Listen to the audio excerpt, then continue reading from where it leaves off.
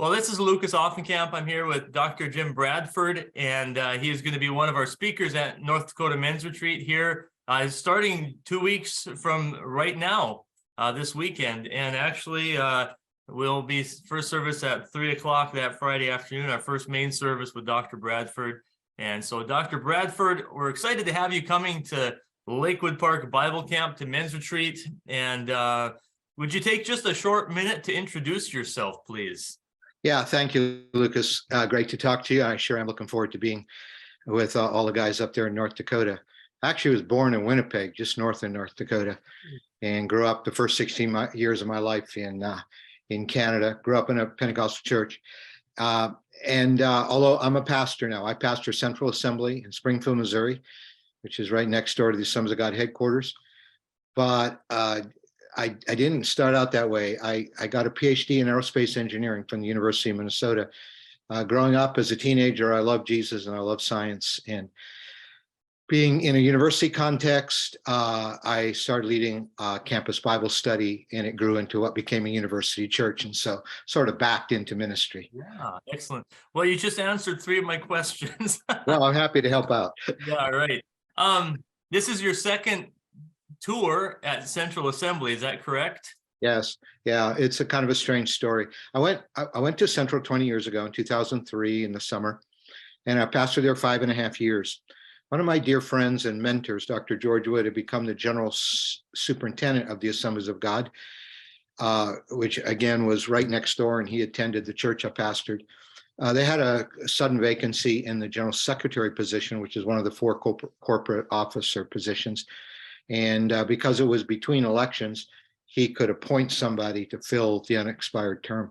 And so he asked me if I would be willing to step into that role. I mean, I agonized for 3 days. I loved pastoring. I loved Central Assembly, but finally felt like the Lord said, prompted me to do this. And so I served as a general secretary for 9.5 years. Pastor Jeff followed me. He was there 6.5 years at Central, invited me to stay part of the church. So I was sort of in touch with the church ongoingly. And then he resigned just a few years ago and went back to Arizona. So the board came and asked me if I would be interim pastor, like sort of the preaching pastor on the weekends while I was still general secretary next door. So I said yes to that with no other plan, to let go of the general secretary position. But one thing led to another, and I ended up accepting a permanent post at Central as their pastor again. And I did both jobs for 1.5 years and then phased out of the general secretary position. One of my big anxieties was I didn't want the church to look backwards, because I'd been there before, like 8 years earlier. That was one of my anxieties about going back. But again, I agonized over it for a few days and felt like I was supposed to step back in. And so that's what I'm doing right now. It wasn't in my 5-year plan 5 years ago. Right. Yeah, great. When you talk about your plan, going back to your college education, when you were training and in the field of science and aerospace engineering, what were your goals? Where did you hope to work? What were some opportunities that you potentially were looking at? I was hoping initially to probably work with NASA in the space program.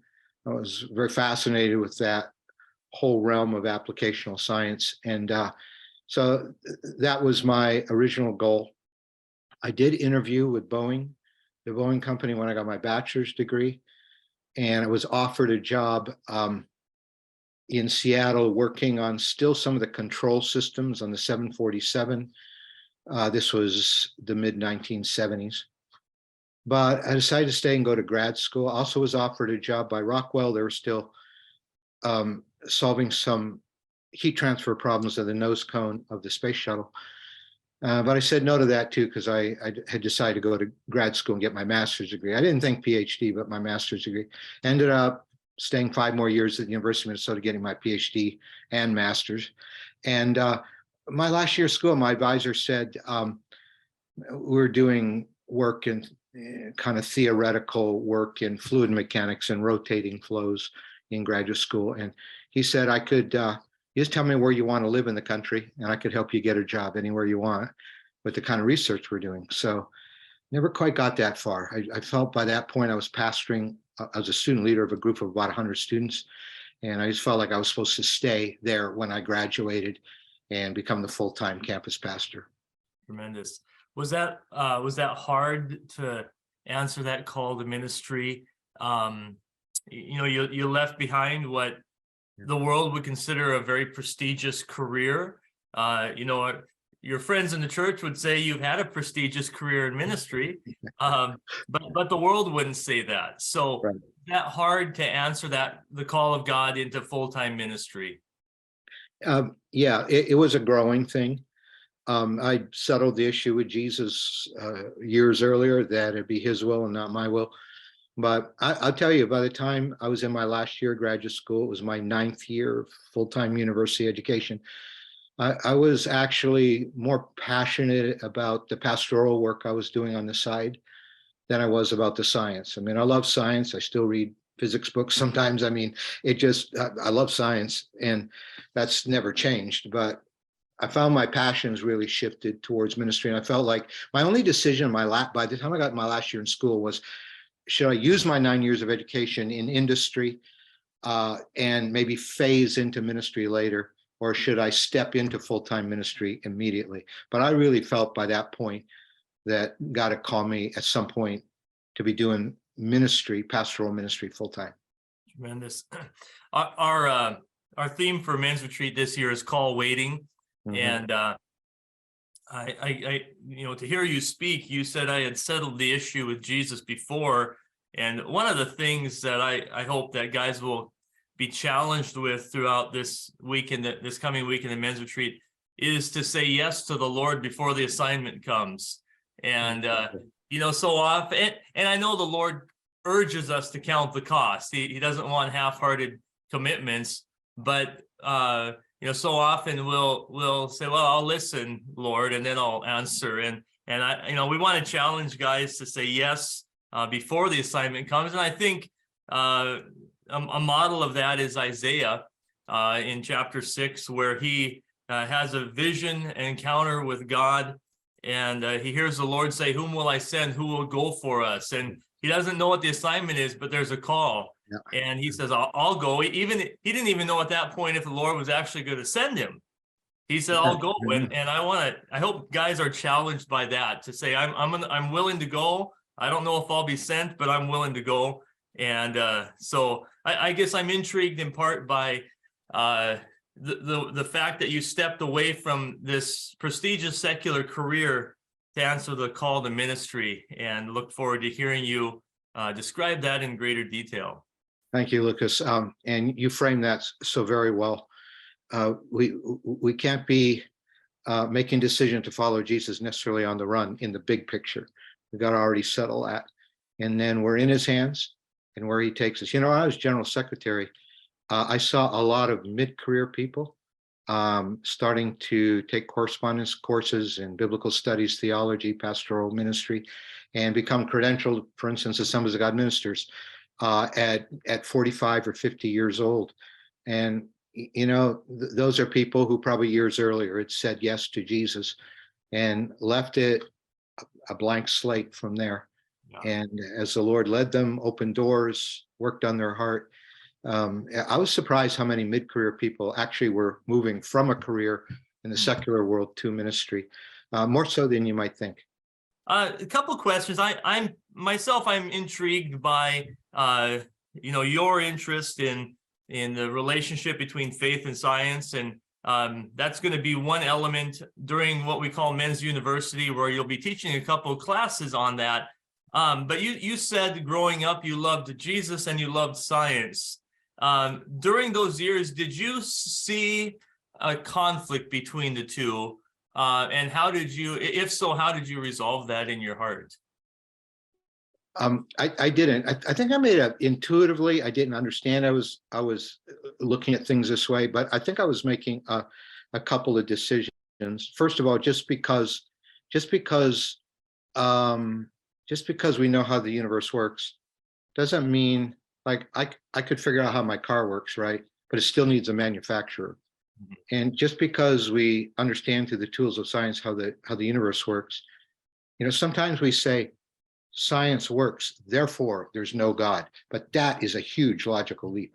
And for some reason, I just knew that just because science works doesn't have to mean there's no God. And also just kind of felt like, I took calculus for 5 years, so I learned how to differentiate calculus equations and things. And differentiating an equation, you won't find that in the Bible, but all truth is God's truth ultimately, and science can explore the truth of what God has created, but nothing necessarily moves the factor that God created it. I think the bigger issues maybe surround Genesis 1 and 2. I'll be talking about that at the conference. I was more in the physics area and applied math area, which is engineering, of course. I wasn't so much in the biological area, biosciences area. Sometimes that can be a little more challenging for people's faith, but I think there is a way you look at Genesis 1 and 2, and there is no contradiction. I do remember fearing a little bit when I was a young teenager, like maybe I'll discover something in science that will make me just not be able to believe the Bible, but that just never happened. By the time I got to graduate school at the University of Minnesota, I'd walk out of science classes feeling like I'd been in a worship service. I mean, I actually had quite the opposite experience. Studying science just put me in awe of God and gave me no reason to believe there was no God. Okay, what would you say, just a couple last thoughts here. I think that a lot of folks, and I think I look back to my own high school years, and you look at your teachers, you look at the scientists, and you assume that they're concerned with truth. And so our faith, the faith of believers, is sometimes threatened or challenged by that. But what would you say about what I'd call just the assumed infallibility of science, the assumption that what they're finding is what reality is, and I think that is portrayed in culture, that science is infallible. What would you say about that? That's a very perceptive question, actually, because it was one of the things that surprised me. I kind of went in a little bit of a myth, like science is really concrete, it's infallible. I didn't worry about it taking away my faith by the time I got to college, but my big surprise was that you can take one set of data and groups of scientists can get in arguments and fights because there's an interpretive aspect to science. You take one set of data, one group of scientists interpret it this way and has their own theories of why that data shows what it is, and then you can have other camps. And so when my professors and I started publishing, our work in the scientific journals, and having to do a lot of scientific journal research and reading, I was surprised. It's almost like Republicans and Democrats fighting each other. Scientists would just argue with each other, almost hate each other. And it really, in a good way, disillusioned me a little bit. So you know what? Science it's a very interpretive process. And who knows if we're interpreting what we see in the universe properly yet. So Einstein changed the way we viewed the universe, but there's some things still relative to relativity with gravity waves that there could be another discovery that would change the way we view the universe again. So science deals with kind of what we believe our physical world is and how it works, but there is a huge interpretive piece to that. Tremendous. Well, Dr. Bradford, I'm really looking forward to hearing more and talking more. I told you we'd be about 15 minutes, so I don't want to hog your time here. But again, guys, we are looking forward to a tremendous weekend of men's retreat in just 2 weeks.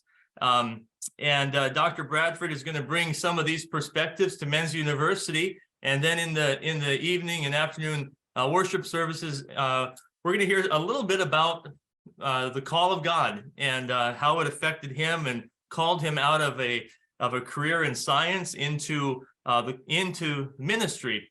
And so that's February 23 to 25 is men's retreat. You can visit ndmen.org/events for more details and to register. Dr. Bradford, thank you so much for your time, and looking forward to meeting you in person. Yeah, I'm looking forward to being with you and all the guys in 2 weeks. God bless you. God bless you too. Thank you so much. Thank you.